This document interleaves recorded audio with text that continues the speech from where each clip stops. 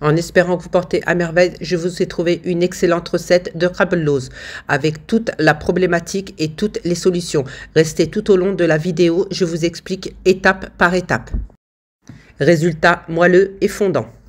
Tout d'abord, il faudra commencer par le sirop. 550 g de sucre, 1 litre et 200 g d'eau avec 3 tranches de citron. À ébullition, comptez 15 minutes puis éteignez le feu. Ajoutez 5 grandes cuillères à soupe d'eau de fleur d'oranger. Pour la semoule, il faudra utiliser de la semoule grosse. Ni fine, ni extra fine, grosse. Moi, j'ai pris cette marque-là, le Renard. Ajoutez une bonne petite cuillère de sel, la vanille, mélangez et mettez de côté. La problématique du krabbelloos, c'est le sucre. S'il n'est pas dissous au début de la recette, on va se retrouver avec une pâte dure comme de la pierre. Voici l'astuce pour ne pas se retrouver avec ce problème. Dans un mixeur, mettez 50 g de semen, 80 g d'huile, 110 g d'eau, 100 g d'eau de fleur d'oranger et 450 g de sucre. Mixez une bonne minute. Voici la texture à obtenir. Je vous mettrai les ingrédients dans le premier commentaire. Mélangez le liquide à la semoule. Cette étape est très importante. Il faudra que tous les grains soient imbibés du mélange liquide. Il ne faudra aucun grain épargné. Voici la texture à obtenir. La préparation doit être liquide.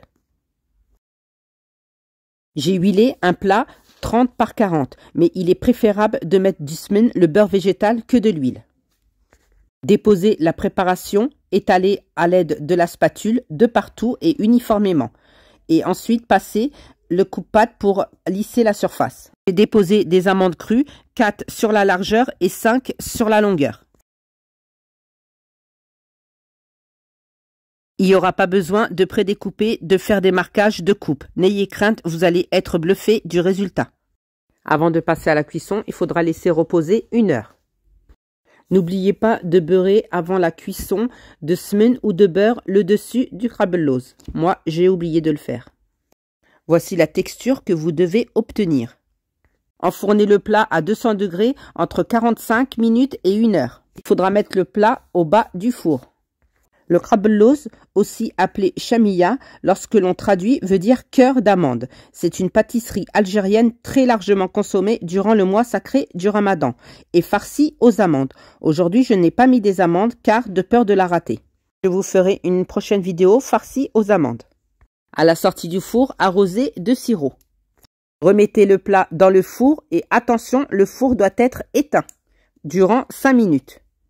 Au bout des 5 minutes, le sirop a été absorbé et vous mettez le restant du sirop, le verre qu'on a mis de côté. Vous laissez reposer dans le four éteint toute une nuit. Restez jusqu'à la fin de la vidéo, je vous explique des situations que l'on peut rencontrer et vous donne les solutions. Et voici le résultat le lendemain. Vous pouvez constater le résultat vraiment fondant, moelleux, à souhait. Vous pouvez constater que le krabbelloos a bien été imbibé de sirop. Et ce, malgré que je n'ai pas coupé avant la cuisson. Je vous ai expliqué, la problématique du krabbelloos, c'est le sucre. S'il n'est pas dissous au début de la recette, on va se retrouver avec une pâte très dure. Car dans la recette initiale, on doit sabler entre les mains le sucre grain à la semoule mouillée d'eau de fleur d'oranger. Et ceci plus d'une vingtaine de minutes pour faire fondre le sucre. Beaucoup de personnes n'ont pas cette technique, moi y compris. Et le fait de mixer le sucre avec les ingrédients va nous faciliter et surtout zapper l'étape de repos 24 heures. Dans cette recette, il y a 1 heure de temps de repos.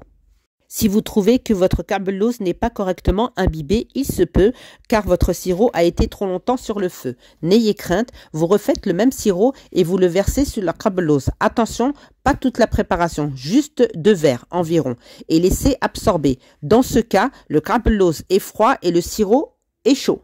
Je pense avoir été clairvoyante, n'hésitez pas à venir en message privé si vous rencontrez des difficultés. Nous arrivons à la fin de la vidéo en espérant qu'elle vous a plu. N'oubliez pas de partager un maximum, de republier les commentaires, les petits cœurs pour plus de recettes simples et faciles. Bye bye!